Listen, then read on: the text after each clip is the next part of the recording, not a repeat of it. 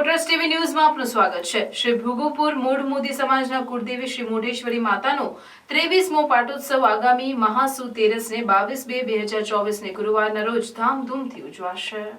શ્રી ભૃગુપુર મૂળ મોદી સમાજના કુળદેવી શ્રી મોઢેશ્વરી માતાનો 23મો પાટોત્સવ આગામી મહાસુદ તેરસને 22/2/2024ને ગુરુવારના રોજ ધામધૂમથી ઉજવવામાં આવશે, જેમાં સવારના 7:30 કલાકે માતાજીની મહાઆરતી ઉતારવામાં આવશે, ત્યારબાદ કેક કાપવામાં આવશે, ત્યારબાદ સાંજના 4 કલાકે મંદિર પટાંગણમાં માતાજીનું હવન કરવામાં આવશે, ત્યારબાદ Shri Modheshwari social group charitable trust Bharuch દ્વારા સાંજના 5 કલાકે માતાજીની ભવ્ય શોભાયાત્રા કાઢવામાં આવશે, ત્યારબાદ સાંજના 6:30 કલાકે મંદિર પરિસરમાં ચાલી રહેલ હવનમાં શ્રીફળ હોમવામાં આવશે, ત્યારબાદ સાંજના 7 કલાકે માતાજીની મહાઆરતી ઉતારવામાં આવશે, ત્યારબાદ માતાજીની મહાપ્રસાદી આપવામાં આવશે। આ તો રૂડા અવસરમાં સહભાગી થવા માટે સમગ્ર ભરૂચ શહેરની ધર્મપ્રેમી જનતાને પધારવા માટે ભાવભર્યું આમંત્રણ પાઠવવામાં આવે છે। Reporter Ketan Mehta, Bharuch. Shri Modheshwari social group charitable trust દ્વારા છેલ્લા 22 વર્ષથી સતત કુળદેવી મોઢેશ્વરી માતાના પાટોત્સવ નિમિત્તે આપણે શોભાયાત્રા અને મહાપ્રસાદીનું આયોજન કરી રહ્યા છે। આ વખતે પણ મહાસુદ તેરસે એમના પાટોત્સવ નિમિત્તે શોભાયાત્રા અને મહાપ્રસાદીનું આયોજન કર્યું છે।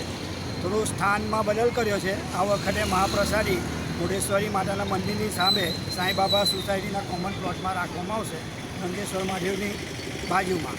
તો મોટી સંખ્યામાં જ્ઞાતિજનોને ખાસ ઉપસ્થિત રહેવા વિનંતી। એ મોઢેશ્વરી સોશિયલ ગ્રુપ દ્વારા આપણી સતત 23મી શોભાયાત્રા રહેશે। શ્રી મોઢેશ્વરી માતંગી માતાનો પાટો ઉત્સવ મહાસુદ તેરસ તારીખ 22/2/2024 રોજ જન્મજયંતિ માતાજીની છે। તે નિમિત્તે સવારે 7:30 કલાકે મહાઆરતી મોઢેશ્વરી માતંગી માતાના મંદિરમાં રાખવામાં આવેલી છે। ત્યાર પછી જન્મજયંતિ નિમિત્તે કેક કાપવામાં આવશે। 4:30 વાગે સાંજે હવનનો કાર્યક્રમ રાખેલો છે। હવન કરવામાં આવશે મંદિરના પટાંગણમાં અને 6:30 વાગે નારિયેલ હોમવામાં આવશે।